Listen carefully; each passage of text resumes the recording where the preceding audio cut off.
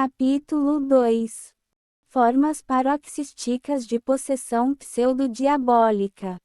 Ataques epiléticos. O principal exemplo dessas formas, que atingiu a imaginação de muitos, corresponde à doença da queda, a epilepsia. A convulsão violenta assume uma aparência tão impressionante que é fácil entender como as primeiras testemunhas supuseram que o paciente deveria ser invadido ou possuído por algum poder sobrenatural, o diabo. O que acontece é que durante esses estados cataclísmicos o paciente perde a consciência, sua personalidade parece completamente suplantada, expulsa, arrebatada, pois ele se abandona a ações que parecem estar além das forças de uma pessoa normal. A força que ele exerce durante o ataque parece exceder sua dotação natural. Outra característica enganosa é que, passada a crise convulsiva, o paciente apresenta um estranho estado psicológico, pós-ictal, quando, nas profundezas ocultas da consciência, a mente dá rédea solta a divagações, às vezes sobre um tema religioso. Em outros casos, se o paciente não expressa sua angústia em palavras, ela é inequivocamente retratada em seu rosto. Por exemplo, Patricius, de Atenas, observou um paciente cujas feições durante o ataque expressavam um estado moral profundamente angustiado. Depois de recobrar os sentidos, ele respondeu: "Não posso descrever exatamente as cenas que acabei de ver, mas foi assustador", e ele enterrou o rosto nas mãos. Devo acrescentar que, se a aura psicológica, fenômeno premonitório da convulsão, aparece em alguns casos comuns cheios de sentimentos ou representações de tipo sobrenatural, às vezes pode ser erroneamente atribuída pelo paciente à invasão de um poder demoníaco.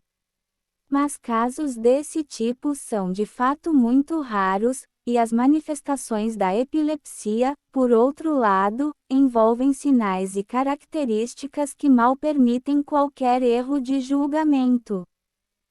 Não era o mesmo nos tempos de Briquet e Charcot, em cujas obras ainda se encontra a descrição de crises convulsivas paroxísticas, denominadas esteroepiléticas. Embora não devamos negar a realidade desses paroxismos, nos quais se combinam dois estados de natureza diferente, a histeria e a epilepsia, podemos concordar que fatos desse tipo não merecem mais do que uma menção. É bem conhecido que uma das marcas mais distintivas da epilepsia é a dissolução da consciência durante as convulsões. No entanto, ninguém duvida agora que, em contraste com as crises ou ataques epiléticos amnésicos, existem ataques psiquimotores ou puramente psicológicos que não são acompanhados pela abolição da consciência ou da memória. O paciente está presente como um espectador de fenômenos estranhos, mas ainda os considera patológicos. Podemos ser dispensados de nos alongarmos mais em sua descrição, que é assunto do neurologista. Psiconeuroses e histeria, transtorno de conversão. Enquanto prevaleceu o animismo, o maior poder dado aos homens, disse Napoleão, é dar alma às coisas que não têm nenhuma. Não era de estranhar que se pensasse que os epiléticos eram possuídos. A transformação brutal de seu comportamento, sua inconsciência completa, parecia ser uma evidência incontestável. Mas quando a epilepsia ficou claramente identificada, a atenção dos médicos e exorcistas se voltou para outro tipo de convulsionários. Enquanto o ataque epilético está confinado ao indivíduo, existem outros ataques demonopáticos que são marcados por sua influência e extensão para aqueles ao seu redor. A história registra numerosas epidemias de convulsionários, que abundaram mais particularmente nos séculos XV, XVI e XVI. Nesses casos, a transformação externa da personalidade física e moral dá ao paciente uma semelhança muito maior com o que se poderia imaginar ser uma verdadeira possessão, pois não apenas o corpo do sofredor é afetado por convulsões e contraturas de força extraordinária, assumindo atitudes que são lascivos, grotescos ou teatrais, mas o sujeito se entrega a vulgaridades, obscenidades, insultos e injúrias blasfemas, gritando que é o demônio ou demônios que o possuem e estão agindo nele. Ao contrário do paroxismo epilético, que é curto e termina com um período de inconsciência ou sono, esses ataques demonopáticos podem às vezes durar períodos muito longos, até mesmo por horas. Fatos desse tipo deram origem ao termo loucura histérica demonopática. A palavra loucura, agora quase sem sentido na psiquiatria e na neurologia, é obviamente passível de objeção, mas o que não é, pois os exemplos foram e são muito numerosos, é a realidade de um estado mental muito especial, com um padrão de crises ou ataques paroxísticos, caracterizados por uma aparente transformação da personalidade, que se manifesta em uma grande desordem de atitudes, ações e comportamentos, combinada com uma sensação de estar possuído pelo espírito imundo, o maligno, o demônio. A história religiosa da França apresenta numerosos casos desse tipo de histeria demonopática, que não está de forma alguma extinta. Selecionamos um exemplo, o de Marie-Thérèse Noblet. Maria Teresa Noblet. Marie-Thérèse Noblet era um caso de histeria, pergunta P. Giscard, ou um místico. Podemos observar, em primeiro lugar, que a primeira hipótese não exclui a segunda e que alguns místicos muito genuínos foram afetados por distúrbios nervosos de natureza histérica. Françoise Minkowska insistiu com razão na necessidade de substituir e para ou se devemos avaliar os fatos corretamente. Graças ao livro bem documentado do Padre Pinot, temos conhecimento preciso dos eventos notáveis na carreira acidentada desta serva do Senhor em Papua, e nos Etudes Carmelitanes encontraremos apreciações dela por um psiquiatra, um psicólogo e um neurologista. Como enfatizou Roland Albies, Marie-Thérèse aparece antes de tudo como uma frequente beneficiária de curas repentinas. Ela foi curada de peritonite aguda aos 7 anos, aos 13 anos, de dores na coluna acompanhadas por vários problemas nervosos, depois, de arritmia cardíaca, tosse cansada e paralisia das pernas e do braço esquerdo, o que induziu o Dr. Chipotle a diagnosticar não a doença de Pote, mas, mais cautelosamente, uma lesão vertebral localizada, complicada por um estado nervoso geral. Aos 21 anos ela teve apendicite e a mesma cura repentina. Aos 24 anos, febre e vômitos, cuja natureza ainda é misteriosa, 10 anos depois, cegueira total, que também desapareceu. Marie-Thérèse, de fato, exibia toda uma série de doenças que, dizem, às vezes a levavam à beira da sepultura. Após sua chegada a Papua, ela ficou muda por 2 anos pelo demônio. Ainda não acabamos com seus sintomas, sempre estranhos e rapidamente curáveis, palpitações, dores torácicas, paralisia do braço e perna esquerdos, seguidos de curas aparentemente milagrosas. Mesmo antes de sua partida para Papua, Marie-Thérèse disse que foi vítima de importunação e aborrecimento por parte do demônio. Um dia, por exemplo, o maligno revirou e quebrou tudo o que encontrou em seu quarto. mais ainda, amarrou-a pelos cabelos da cabeça às grades da cama. O demônio frequentemente aparecia para ela e praticava as maiores crueldades contra a infeliz garota. Durante um exorcismo, ela viu o demônio aos seus pés, deu-lhe uma surra e pôs o pé na cabeça dele. Em outra ocasião, o maligno arrancou-a do sofá em que ela estava descansando e atirou-a violentamente sobre a cama, dizendo: "Ah, é assim que você obedece."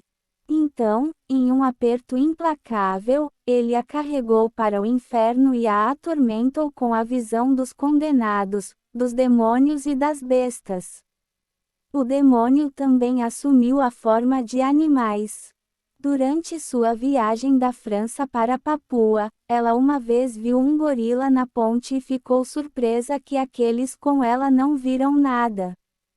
Claro, esse gorila não hesitou em atacá-la nos dias seguintes, espancá-la e depois infligir-lhe um ataque triplo. Durante a noite, disse, foi também visitada pelo maligno, que por vezes assumia a forma humana, por exemplo, levantando o mosquiteiro de uma das suas irmãzinhas. Ela foi até ele e em voz baixa ordenou que partisse em nome de Deus. Ele obedeceu, mas em vez de descer as escadas, entrou no quarto, atirou-se sobre ela e cobriu-a de golpes.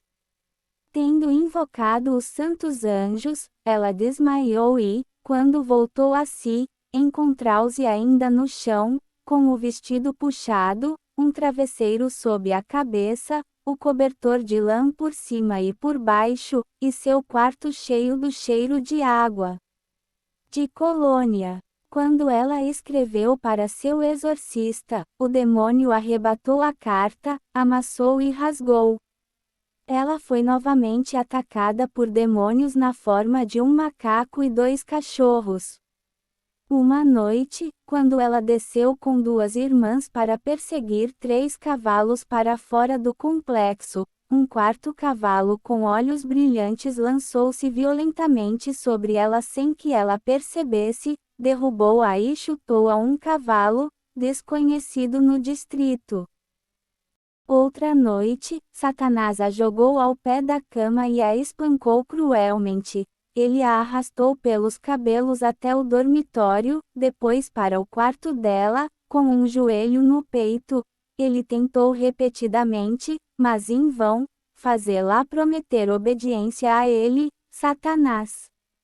2 dias depois, houve tortura por 3 harpias diabólicas.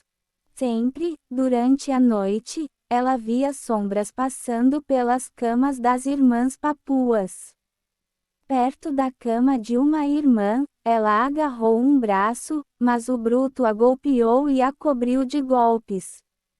Enquanto ela estava esticada no chão, um canaca puxou seus braços, outro seus pés. Um terceiro exalava seu mau hálito em torrentes de palavras, e agarrando sua garganta, o diabo, na forma do suposto canaca, ameaçou estrangulá-la e arranhou seu peito. O diabo novamente a incitou a dizer ou fazer coisas loucas. As formas que ele assumiu eram inúmeras, às vezes um gorila, às vezes um cavalo com olhos brilhantes, agora uma sombra, agora uma forma humana, agora um cachorro, às vezes até uma criatura de luz. Cercado por seus asseclas, era de uma beleza terrível, mas seus olhos estavam cheios de ódio. Sem dúvida, todas essas histórias são bastante extraordinárias, para não dizer extravagantes, mas o pior estava por vir. Lúcifer a levou a lugares infames, atacando sua vontade com sugestões, imagens e palavras. Outra vez, tendo-a levado novamente para um lugar maligno, o diabo mostrou-lhe uma alma muito querida por ela, participando de horrores e blasfemias e zombarias sacrílegas contra os votos da religião. De vez em quando aconteciam fenômenos de movimento, sacudidas violentas do tronco ou golpes de punho nas costas, para espanto dos espectadores. O mesmo acontecia com os barulhos, o barulho, a comoção que acontecia na casa e até nos telhados. Uma noite em Lagineste, relata Padre Disná, Monsenhor estava realizando os exorcismos, creio eu, na casa das irmãs. Eu estava na sala oposta com o irmão Paulo. De repente, ouvimos um barulho infernal na escada. Ao mesmo tempo, golpes gigantescos de uma marreta pareciam cair contra as paredes. Como já vimos, o diabo pode, se quiser, assumir uma forma humana. Mas em alguns casos aparece o casco fendido, como podemos julgar pelo episódio seguinte, que o exorcista chama de oficial diabo. Em sua juventude, Marie-Thérèse teve uma ligação sentimental por um oficial brilhante que a admirava muito e desejava se casar com ela. Ela recusou, a fim de manter-se inteiramente para Deus. Mas um dia o diabo, que segundo Leon Bloy é sempre um terrível galante, disfarçou-se à semelhança deste oficial. Em uniforme militar completo, ele se apresentou em Lagineste e pediu para ver Marie-Thérèse na sala de estar. Ela correu até lá e ficou um pouco. O exorcista estava então em sua mesa, quando a viu entrar, com o rosto pálido e o coração acelerado. Incapaz de falar, ela apontou para a sala de estar.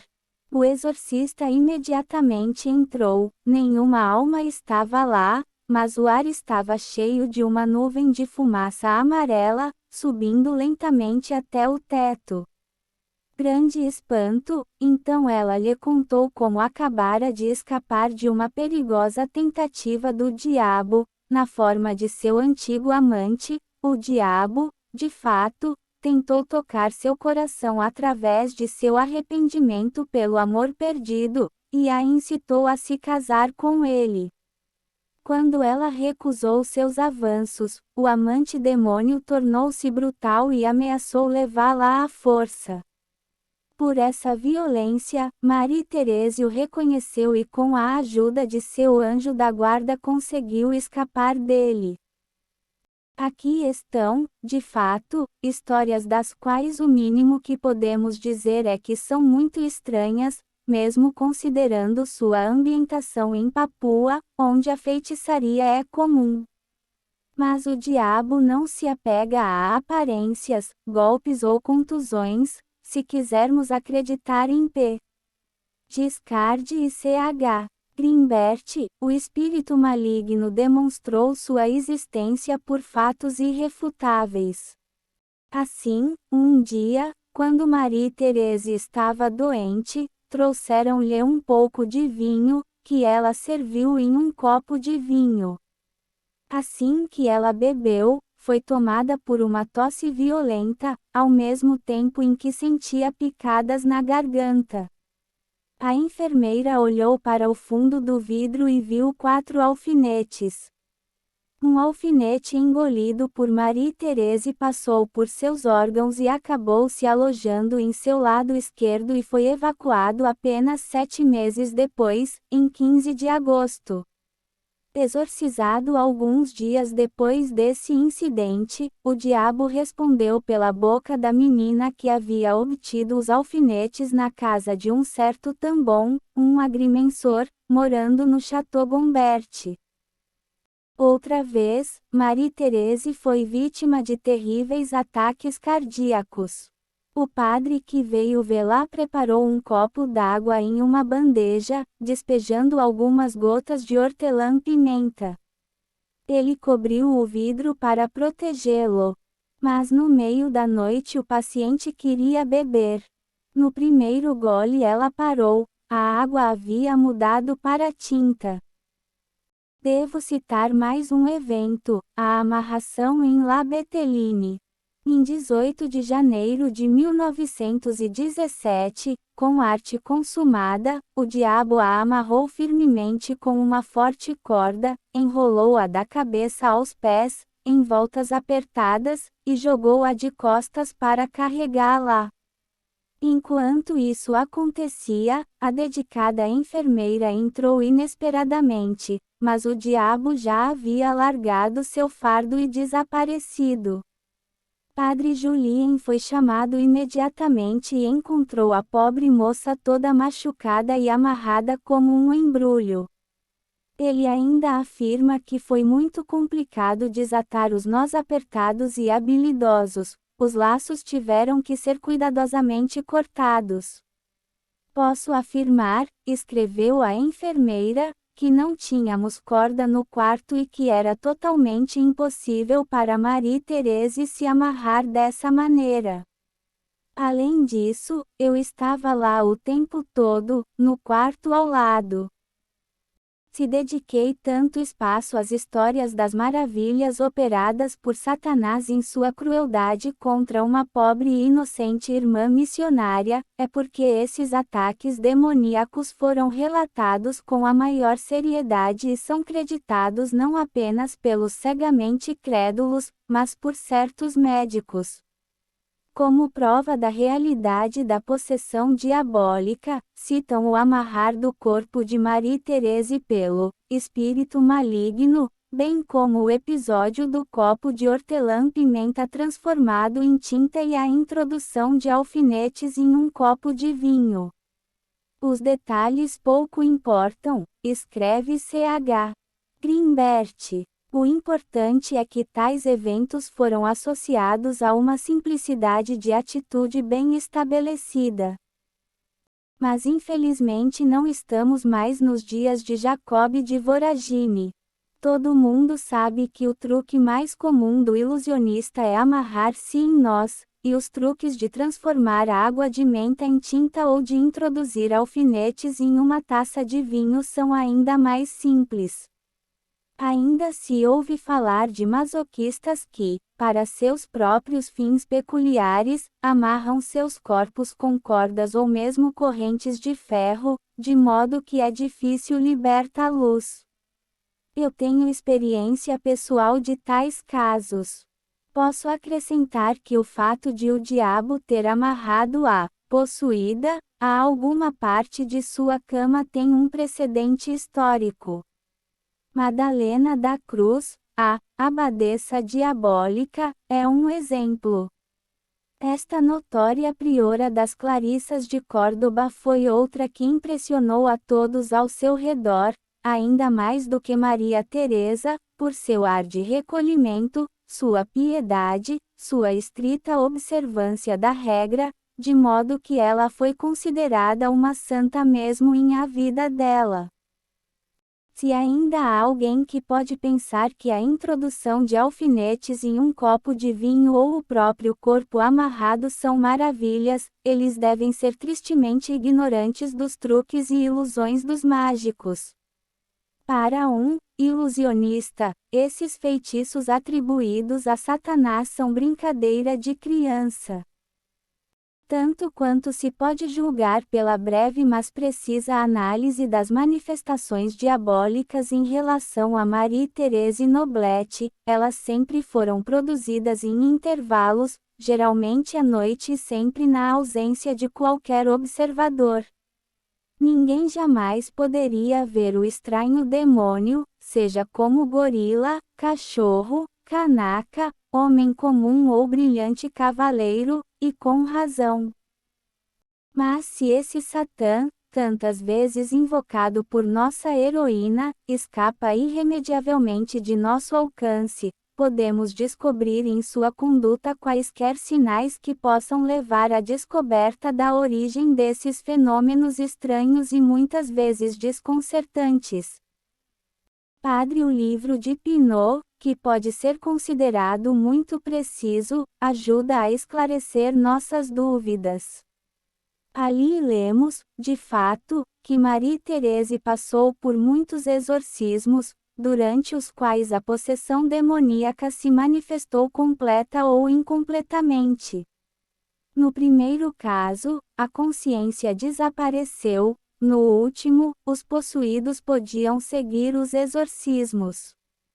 A crise se manifestou primeiro, dizem, por uma rigidez geral do corpo, que o exorcista teve de quebrar, quando a convulsão rígida diminuiu, sua raiva, como se possuísse, e seu sofrimento, aparente, começaram a aumentar.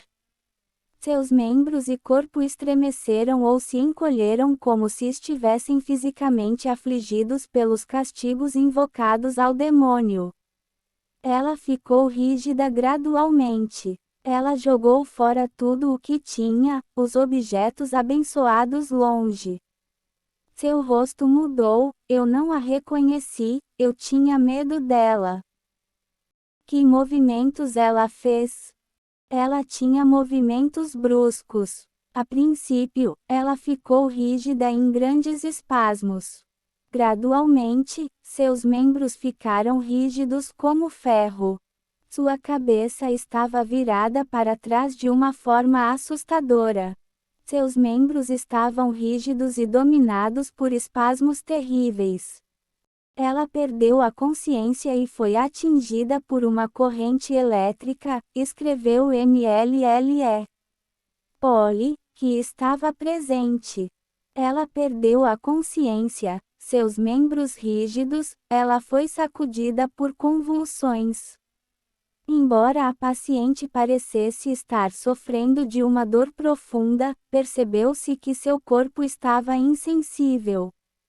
O ataque demonopático já durava de meia a 3/4 de hora desde o início. Questionado sobre o fenômeno das contraturas, o exorcista respondeu que a rigidez inicial do ataque foi mais frequente em Marsella, que então a cabeça estava invertida, as feições duras, angulosas, irreconhecíveis. O arco de um círculo feito por seu corpo dava a impressão de que apenas os calcanhares e o occipital repousavam no chão.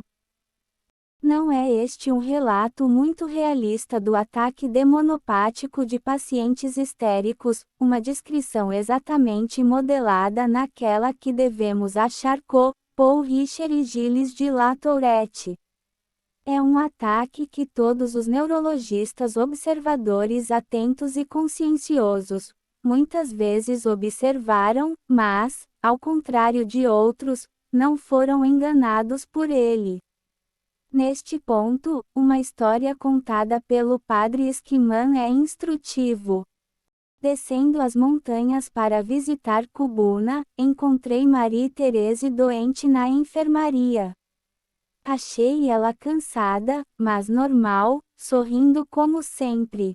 Depois de pedir todo tipo de notícias sobre o interior, Marie-Thérèse foi repentinamente tomada por violentas convulsões. Os olhos arregalados, o corpo curvado em arco, erguido, as mãos agarrando-se nervosamente. Sem suspeitar de nada, concluí que ela devia estar nos últimos espasmos da agonia da morte. Levantei-me para pedir ajuda, mas depois de meio minuto seu corpo caiu de costas na cama. Marie-Thérèse, agora calma, abriu os olhos, olhou para mim e disse, mas, Sr. Esquiman, você não estava com medo. Eu, com medo. Com medo de quê? E conclui, nunca suspeitei de nenhum negócio diabólico ou outro, neste caso de convulsão enquanto Marie-Thérèse viveu. Terei que retornar mais tarde a esse estado de consciência durante os ataques maiores, no caso do que pode ser chamado de ataques menores, é difícil negar que ela manteve contato com o mundo ao seu redor. Além disso, esses diálogos lúcidos correspondem aos que lemos em tempos passados. Como Irmã Joana dos Anjos, prioresa das Ursulinas de Loudun, Maria Teresa foi submetida a um grande número de exorcismos, com o objetivo de resgatá-la do poder do espírito maligno, enquanto o exorcista nunca suspeitou que tais práticas apenas agravavam as paixões do chamado possuído. Como o abade Bremond comenta sobre Padre Surin, o exorcista aceitou facilmente a estranha noção do papel do exorcista sustentada por muitos teólogos, não dando atenção aos resultados desastrosos decorrentes de um desrespeito tão grosseiro à letra e ao espírito do ritual romano. Pela boca de Marie-Thérèse, o demônio expressava ideias totalmente opostas à religião, proferia blasfemias imundas, ao mesmo tempo excitando o corpo de sua vítima e deixando extremamente agitado. Que este exemplo seja suficiente. O exorcista colocou sua cruz episcopal na boca de Marie-Thérèse e disse: "Você deve beijá-la, a cruz de Cristo." Não isso. Sim, besta imunda, você deve beijá-la. Nunca. Você deve beijá-la, a cruz de seu mestre. Deixe esta filha de Deus, ela é sua própria filha. Eu quero ela. Você não a terá. Eu quero que ela seja minha. Você nunca a terá, ela nos pertence, ela é de Deus. Deixe-a, besta imunda, eu te desprezo. Se você me desprezar, eu o detesto. Muito melhor. Você é nada. Bem, eu sei disso, mas tenho o poder do meu sacerdócio para atormentá-lo e não vou poupá-lo. Repito, tentei fazer uma análise do caso de Marie-Thérèse Noblette simplesmente por causa dos problemas que tal caso coloca para a consciência do médico e do teólogo. Irmã Joana dos Anjos. A história está cheia de eventos que receberam o rótulo de possessão diabólica, como o caso de Marie-Thérèse Noblette, e muitos nomes vêm à mente para que possamos registrá-los todos aqui. Mas o mais esclarecedor de todos, talvez, seja o da notória Irmã Joana dos Anjos, prioresa do convento das Ursulinas em Loudun, cuja história memorável está ligada à do Padre Surin. Um tanto indisciplinada quando criança e de temperamento cáustico, MLLE. De Berciel, que aos 25 anos se tornaria a Irmã Joana dos Anjos, apresenta um quadro muito semelhante ao que descrevemos, exceto que em seu caso o erotismo era plenamente aparente, enquanto em Marie-Thérèse só pode ser suspeita.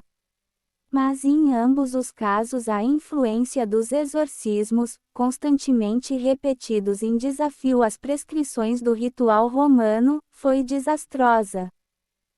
Pode parecer surpreendente que ela tenha sido tão rapidamente confiada ao cargo de prioresa, mas embora seu físico deformado não atraísse a simpatia, sua inteligência, seu nome e sua cultura estavam fadados a atrair a atenção. Exercendo sobre ela uma influência tanto mais formidável quanto bem disfarçada, a Madre Prioresa foi vítima de ilusões, e talvez de falsas aparições durante a noite. Fantasmas cobertos deslizavam entre as camas dos dormitórios, arrancavam as cobertas, tocavam rostos com dedos gelados. Na mente dos exorcistas daquela época, todo esse falso sobrenatural só poderia ser diabólico. Como Marie-Thérèse, Irmã Jeanne foi objeto de visitas diabólicas e vexações rancorosas. Como ela viu perto de seus homens com um fedor fétido, eles a agarraram com grande fúria pelos braços, eles a despiram e a prenderam ao pé da cama. As coisas chegaram a um ponto em que os exorcismos eram realizados, não mais a portas fechadas, mas em público. E assim um dia a porta do convento das Ursulinas foi aberta e após um terceiro exorcismo a Madre Superiora foi tomada por convulsões, violências, vexações, uivos e ranger de dentes, que deixaram a pobre mulher exausta. Mas já outras freiras além dela pareciam estar possuídas e afligidas com a mesma doença. Às vezes, informa-nos o senhor de Nyon, eles passavam o pé esquerdo sobre os ombros até as bochechas. Eles também levantaram os pés até a cabeça, até que seus dedões tocassem o nariz.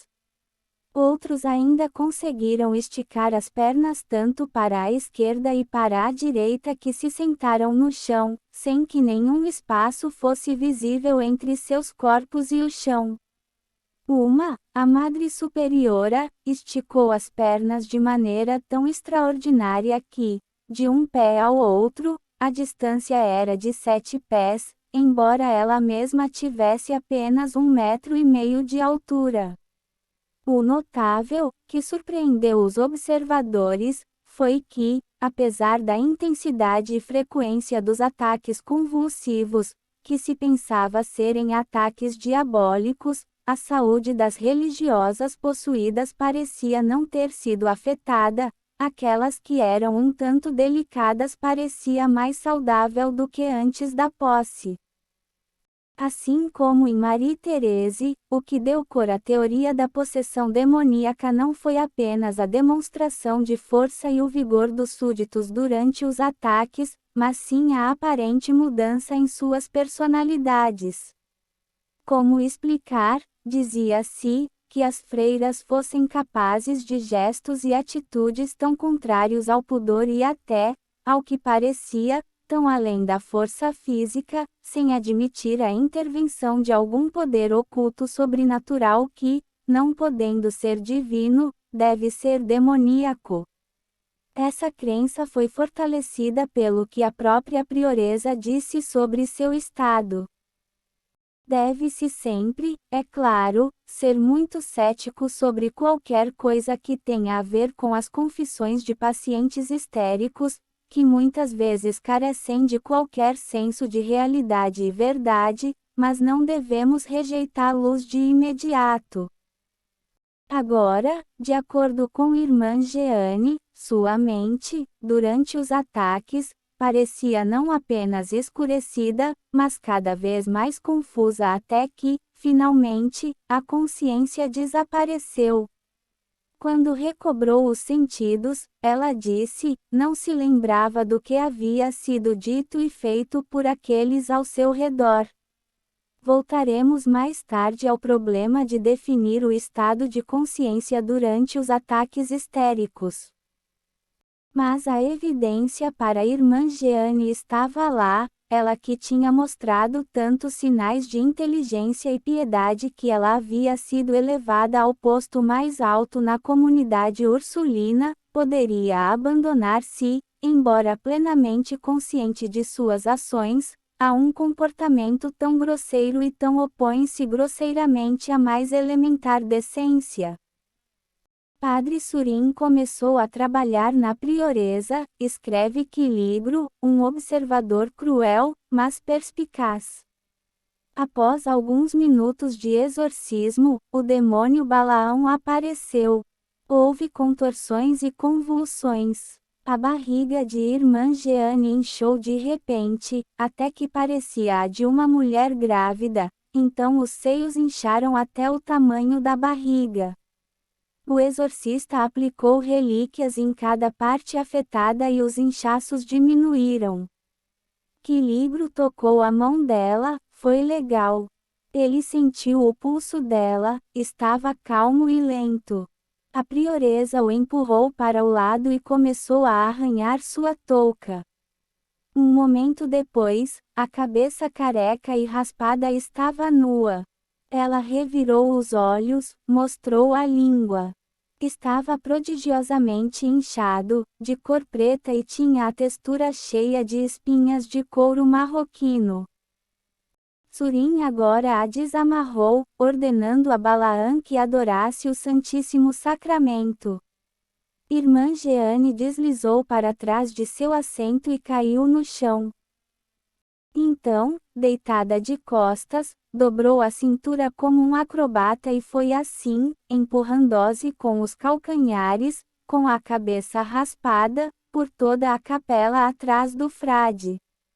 E muitas outras posturas estranhas e antinaturais, além de qualquer coisa que eu já vi, ou poderia acreditar ser possível para qualquer homem ou mulher fazer. Tampouco foi um movimento repentino e distante, mas uma coisa contínua, que ela fez por mais de 1 hora, e ainda não ofegante nem quente com todos os movimentos usados. Durante todo o ataque, a prioresa não pronunciou uma palavra, mas de repente ela deu um grito agudo e disse a palavra, José. Este era o sinal, a marca, todos gritavam, que o diabo havia prometido fazer quando saísse. E, de fato, podia-se ver no antebraço de irmã Jeane uma cor avermelhada subindo, com cerca de 1 polegada de comprimento, e nela muitas manchas vermelhas, representando a palavra Josefe. A esse suposto estigma gráfico, que a prioresa exibia a tantos curiosos da corte, ao cardeal-duque, ao rei e à rainha, logo foram acrescentados os nomes de Jesus, Maria e São Francisco de Sales. Podemos ler em Bremond todo o desenvolvimento dessa estranha história, que nos parece burlesca, despertando credulidade ingênua em alguns, ceticismo em outros. Pois enquanto a maioria daqueles que visitavam Irmã Jeane não tinham dúvidas de que os fenômenos eram sobrenaturais, alguns permaneciam extremamente céticos, imaginando se essas impressionantes demonstrações ocultavam algum dispositivo fraudulento ou enganoso, e ainda mais porque sabiam por experiência direta como os demônios deveriam agir. Ser expulso, com o chicote. Como Aldous Huxley supõe, em muitos casos, as chicotadas antiquadas provavelmente eram tão eficazes quanto os modernos tratamentos de choque. Bem conhecidos, também, eram todos os critérios que a Igreja considera decisivos para a possessão genuína, mas eles foram pouco atendidos. Assim, em 24 de novembro de 1632, na presença de M. de Cerise, o exorcista ofereceu a hóstia sagrada a um dos 5 demônios, Asmodeus, Leviatã, Balaã, Birrimute e Zacaron por quem irmã, dizendo, quem adora? Quem você adora? Ao que ela respondeu, Jesus Cristo. Esse demônio não está à altura disso, comentou um dos espectadores. O exorcista, mudando a forma da pergunta, perguntou, Quis é quem adoras? Quem é que você adora? Recebendo a resposta, Jesus Cristo. De todos os demônios presentes, nenhum era um latinista moderado. Como observamos, de acordo com todos aqueles que se empenharam em definir o estado mental dos pacientes histéricos e Charcot, em todas as suas palestras, insistiu fortemente nisso. É muito difícil, nos relatos feitos por esses sujeitos, discernir o falso do verdadeiro, a ilusão do fato. Não que a ilusão sempre possa ser tomada como fingimento, como mentira voluntária, isso pode derivar de uma perturbação do julgamento, um recuo da mente para o estado da infância, que é conhecida por sua aptidão para criar mitos e invenções, desprovidos de fundamento e perfeitamente desinteressados. Embora se deva recusar-se a aceitar as palavras de Irmã Jeane com muita facilidade, não se deve negligenciá-las, pode-se até interpretá-los. Na autobiografia que escreveu muitos anos depois dos acontecimentos que descrevemos, a Madre Superiora assim analisa o seu estado de espírito. Eu não acreditava então que alguém pudesse ser possuído sem ter dado consentimento ou feito um pacto com o demônio, em que me enganei. Eu mesmo não estava entre os inocentes, pois milhares e milhares de vezes me entreguei ao diabo cometendo pecado.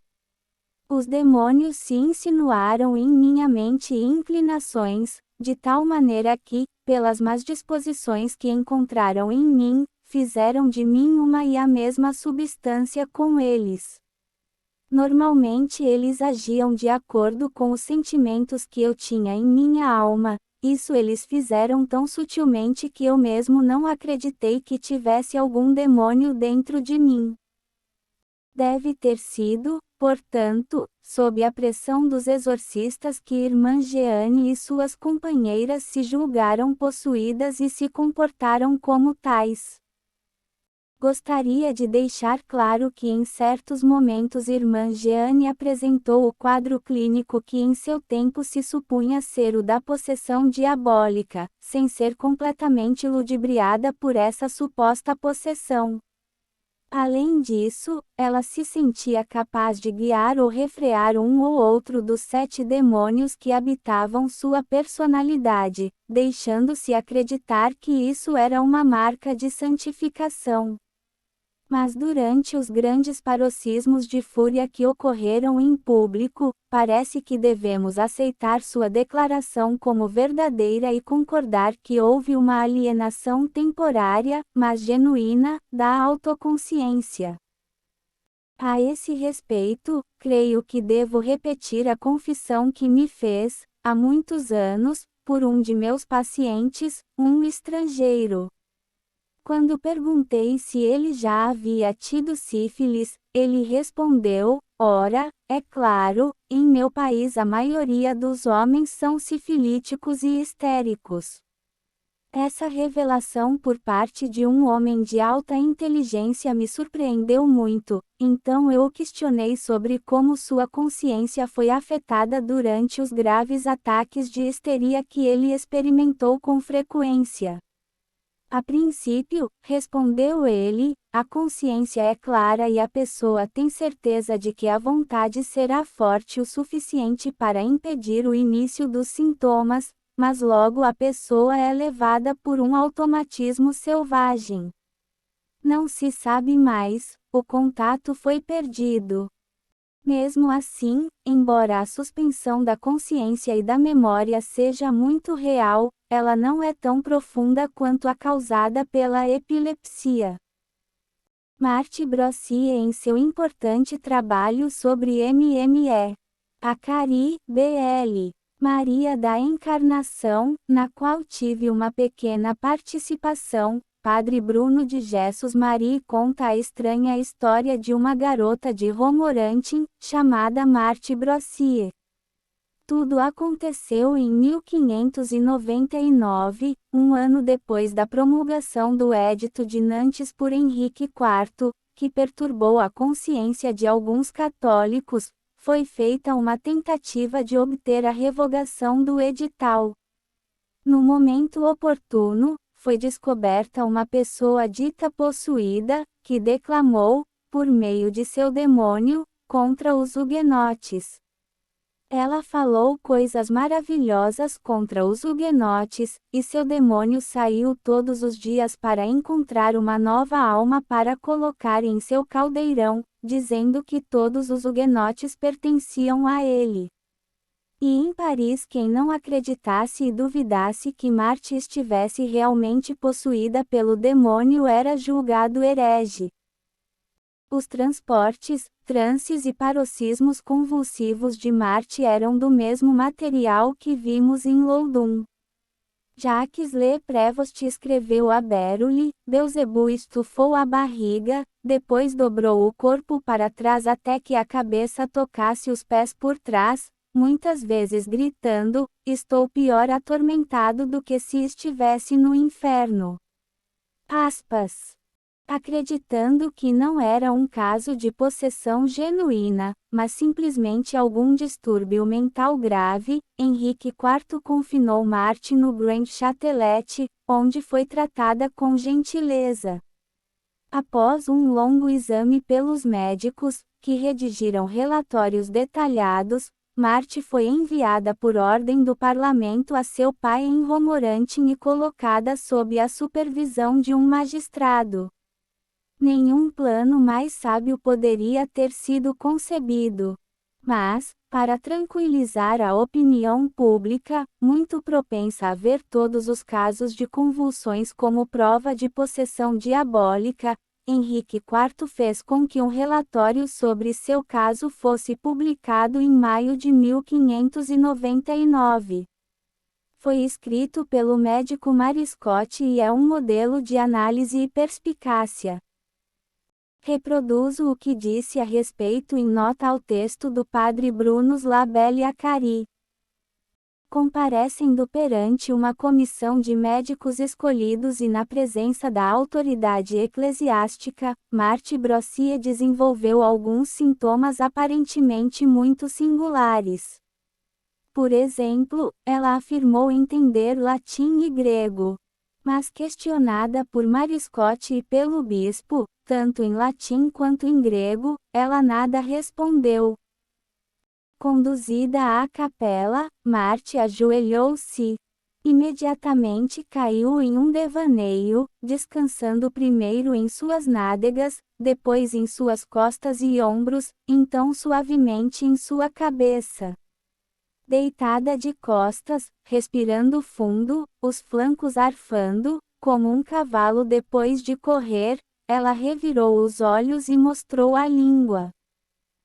Renovando-se os exorcismos no dia seguinte, a dita Marty desabou com certas palavras, recuperou-se rapidamente, zombou dos exorcistas e caçoou deles. Em outra sessão, ela voltou a pôr a língua para fora, revirou os olhos ao som de certas palavras, e ele se tornou homem, a palavra se tornou taro, portanto apenas um sacramento. Ela caiu como antes, sacudindo-se na forma de convulsões. Mariscotti, desejando testar a realidade desses sintomas que tanto intrigaram os exorcistas, agarrou Marty pela nuca, mandando-a ficar parada. Incapaz de tremer mais, e vendo sua impostura descoberta, ela disse: "Ele se foi, ele me deixou." Anteriormente, Durete a espetou com um alfinete entre o polegar e o indicador, e Marty parecia não sentir dor. Os médicos, porém, depois de deliberarem juntos por muito tempo e considerarem todas as coisas que achavam que deveriam ser consideradas, relataram ao bispo, pelo consentimento de todos e pela boca do dito Mariscotti, sua opinião, que em poucas palavras foi esta: nada do diabo, muitos falsos, alguns doentes, nada do demônio, muitas coisas fingidas, algumas do estado de doença. Mais tarde, um deles afirmou que ela tinha o demônio no corpo, porque ela colocou a língua para fora e suportou a picada de alfinete. Mas, os outros afirmaram firme e constantemente com certeza que todas as ações de Marty foram fingidas e simuladas, como havia sido relatado anteriormente. Mariscotti discute que razões podem argumentar em favor da possessão demoníaca genuína, pois ele está completamente convencido, o ponto é digno de nota, da existência de um poder real do diabo sobre certas pessoas. Partindo do princípio fundamental de que se deve atribuir a influência demoníaca apenas àqueles fenômenos que a natureza não pode produzir sozinha, ele conclui que nada nos fatos que pôde observar em Marty Brossier pode ser classificado como extranatural e, portanto, demoníaco. Ele inclui as convulsões, mas estes podem ser reproduzidos por acrobatas e charlatães. Os membros dos convulsionários genuínos são tão rígidos que ninguém pode dobrá-los. Coloque um dedo entre suas mandíbulas e você corre o risco de ser agarrado e mordido. Ora, Marty não fazia nada desse tipo. Na verdade, ela não apenas suspendeu seus movimentos convulsivos, mas também se deteve por ordem do padre. E Mary Scott conclui que Marty, longe de estar possuída por um demônio, deveria ser considerada uma impostora. Para demonstrar a fraqueza dos argumentos aduzidos em apoio à possessão de Marty, ele considera uma a uma as chamadas provas nas quais eles se baseiam. Primeiro, insensibilidade às picadas. Certamente, Marty parecia não sentir nada quando sua pele foi perfurada com um alfinete, e não se pode nem duvidar do fato de que as picadas não foram seguidas de sangramento. Mas esses fenômenos estão além da natureza, de modo que não podem ser explicados por processos naturais. Não, responde nosso autor. Muitos acrobatas ou saltimbancos podem perfurar suas peles com uma agulha sem, aparentemente, sentir dor. Não há nada de estranho em não haver sangramento da parte ferida, pois para produzir sangramento, pelo menos, uma pequena veia deve ser perfurada. Seguindo sua análise da anestesia, Mary Scott observa que a concentração em um ponto pode reduzir os sentimentos a ponto de suprimi-los. Os estoicos haviam julgado há muito tempo que, se alguém está decidido a não sentir, não sente nada. Pode-se admitir, finalmente, que o demônio suspende a sensação. O contrário pode ser mais prontamente acreditado.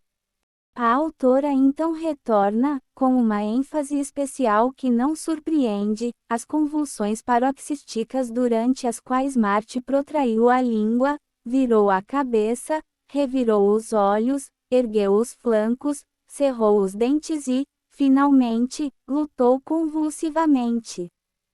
Com convulsionários genuínos, observa Mary Scott, o ataque produz fadiga extrema e os pacientes saem de seu paroxismo confusos e desnorteados. Não foi o caso de Marty, que, terminado o ataque, parecia bastante natural, nem confusa nem exausta. Durante os ataques convulsivos, Marty levantou seus flancos separadamente, mas não há nada de extraordinário nisso. Os cavalos fazem o mesmo para recuperar o fôlego. Como sintoma ainda mais estranho, alguns médicos pensaram ter observado que Marty podia falar com o estômago, sem abrir os lábios.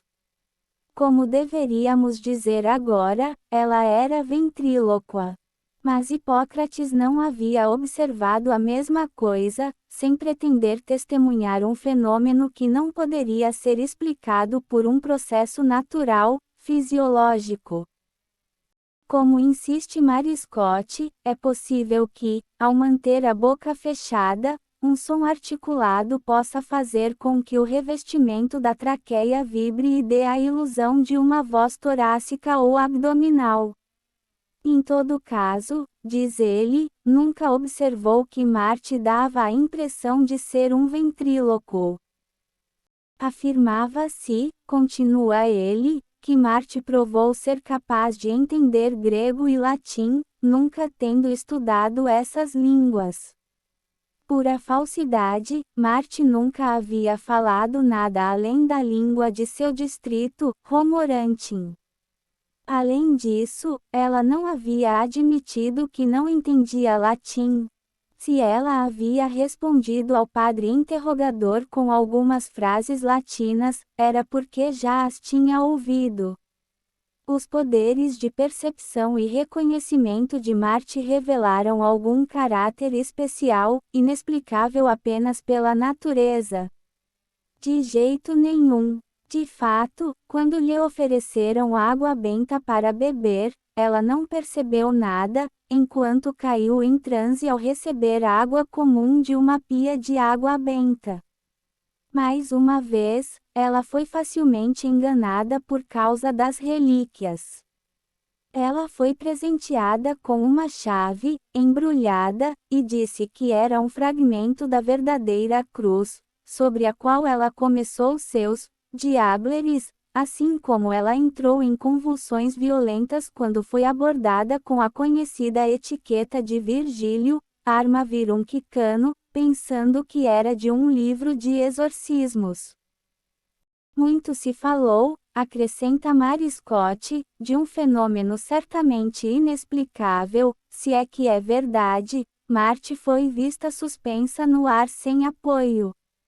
Mas, ele ironicamente observa, os juízes nunca viram isso pela manhã, mas apenas à tarde, quando a fumaça obscureceu seus cérebros e excitou sua imaginação. Portanto, conclui Mary Scott, Marte não estava possuída nem doente, todos os fenômenos que ela exibia eram trapaças. Mas então, com que objetivo, cui bono, essa garota se entregava a tais extravagâncias? Ela enganou pelo prazer de enganar. Ao longo dessa discussão, Mary Scott se mostra muito à frente de seus contemporâneos, pois é preciso esperar por Charcot e sua escola para enfrentar o problema da simulação mórbida. Agora sabemos que existe uma categoria de pessoas que revelam aptidão para mentir, simular e trapacear, e tudo com o único objetivo, consciente ou inconsciente, de atrair a atenção. Mas, continua Mary Scott, não há algum motivo disfarçado de interesse próprio que, consciente ou inconscientemente, incita Marte a fingir essas diableries. E ele observa que essa garota auto-intitulada, possuída, talvez não fosse inútil para seu pai, que recebia somas de dinheiro para a cura de sua filha. A última questão que ele discute é a seguinte: como uma garota sem educação como Marte pode demonstrar tanta habilidade em diabólicas? A perspicaz autora comenta que havia lido alguns livros sobre demônios, e também que várias pessoas lhe haviam dito que ela tinha o demônio dentro de si. Como podemos ver, o objetivo de Mary Scott não é apenas estabelecer a realidade do engano de Marthe Brossier, mas também rastrear a origem dessa desordem da imaginação até sua fonte. Mentira, simulação, dissimulação, heterossugestão, interesse próprio mais ou menos declarado, nada falta ao quadro psicológico desse sujeito possessivo. Podemos entender muito bem porque Mary Scott concluiu que o assunto confiado à sua habilidade era um caso de pura simulação. Mas agora podemos levar o caso adiante e produzir um diagnóstico mais preciso. Acreditamos que não é presunção dizer que somos. Certamente, Marte deve ser incluída na vasta categoria dos pseudodemoníacos, mas ela deve ser considerada uma mera impostora. O caso dela não é parcialmente patológico. Na época de Mary Scott, a patologia da imaginação, que na França foi objeto de estudos tão notáveis por Ernest Dupré, ainda era desconhecida, e a histeria era pouco mencionada. Hoje em dia sabemos muito mais sobre as perturbações que podem ser suscitadas numa imaginação insuficientemente controlada, tanto por emoções como por sugestões, quer do próprio sujeito, autossugestão, quer de outrem, heterossugestão. Mais precisamente, Dupré descreveu, sob o nome de mitomania, aquela tendência patológica mais ou menos voluntária e consciente à falsidade e à criação de fábulas imaginárias. Essas criações da imaginação não se limitam apenas ao domínio da mente, mas podem ser exteriorizadas na forma de simulações de estados orgânicos anormais, que podem ser consideradas mentiras objetivas, fábulas em ação. Aqueles que se prestam a tais simulações enganam com seus corpos, e para eles deve ser reservado o epíteto de histérico ou mitoplástico. Marty Brossier mostrava-se sofrendo tanto de mitomania quanto de histeria, sensível à sugestão externa e encontrando no interesse despertado por seus diabos um clima agradável à sua vaidade.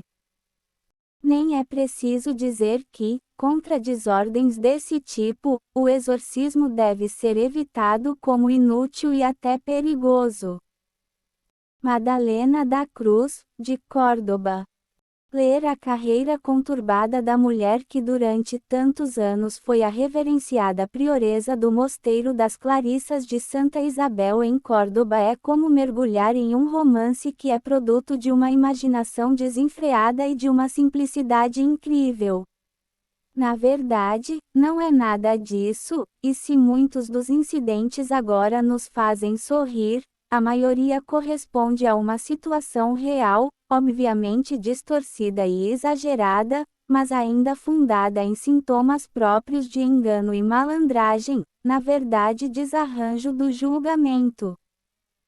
Foi em 1487, quando as tempestades de guerra que devastaram a Andaluzia estavam acabando, que Madalena viu a luz.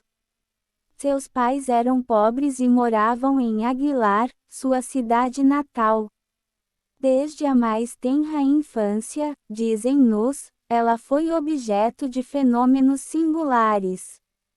Enquanto ela estava orando na igreja, um anjo apareceu para ela, jovem, bonito e resplandecente de luz.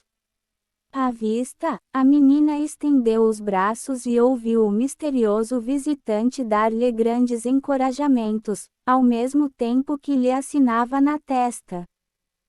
Outras manifestações do mesmo gênero logo se seguiram, atraindo, como podemos imaginar, a atenção da população para esta menina, objeto de tantos favores celestiais.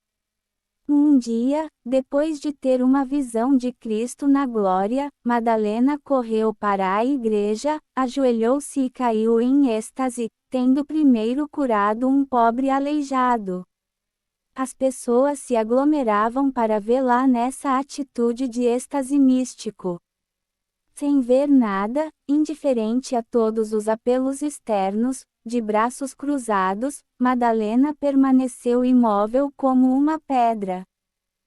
Mais extraordinário ainda, quem a observasse de perto julgava ver, refletida em seus olhos, a imagem da Santíssima Trindade, rodeada pela companhia dos eleitos.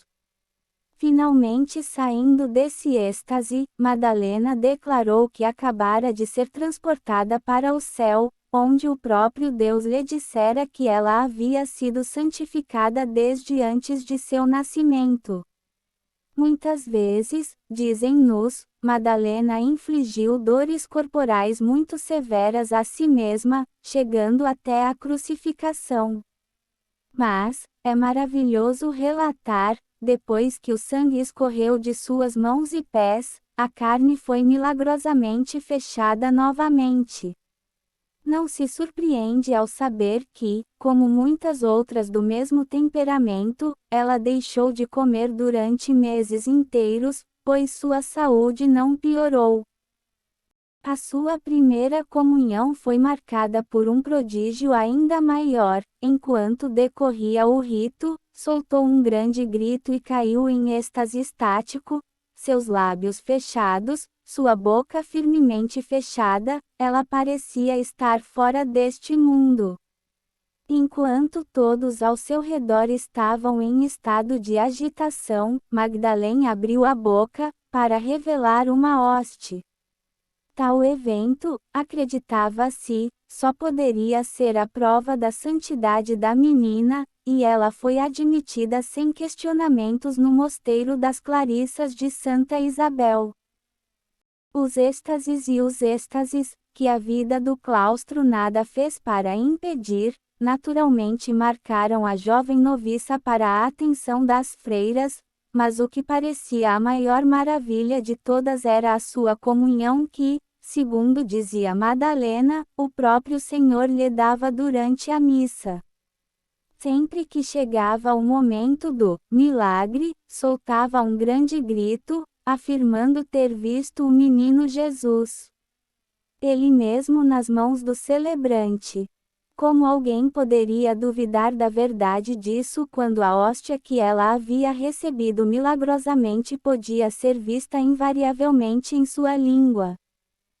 Tal profusão de favores extraordinários poderia ter manchado de orgulho uma alma menos fervorosa, mas observou-se precisamente que Madalena continuou a ser simples em seus modos, modesta e de humildade exemplar. Então o mosteiro foi alvoroçado por novas manifestações. Madalena estava distribuindo bandagens manchadas de sangue que, segundo ela, haviam sido aplicadas na ferida estigmatizada em seu lado. E, claro, todos sabiam que há 4 anos esta Clarissa não se alimentava, mantendo ininterruptamente esta mídia. Em 1509, aos 22 anos, Madalena foi chamada a emitir os votos perpétuos. Houve uma grande cerimônia, com a presença de todas as personalidades mais importantes do distrito, e foi marcada por um maravilhoso prodígio. Um som de asas foi ouvido, enquanto uma pomba empoleiro-se no chão, parecendo falar com a donzela. O pássaro permaneceu imóvel durante toda a cerimônia e, quando os órgãos ressoaram e as portas foram abertas, ele voou para o céu claro, onde circulou graciosamente até se tornar um pontinho quase invisível.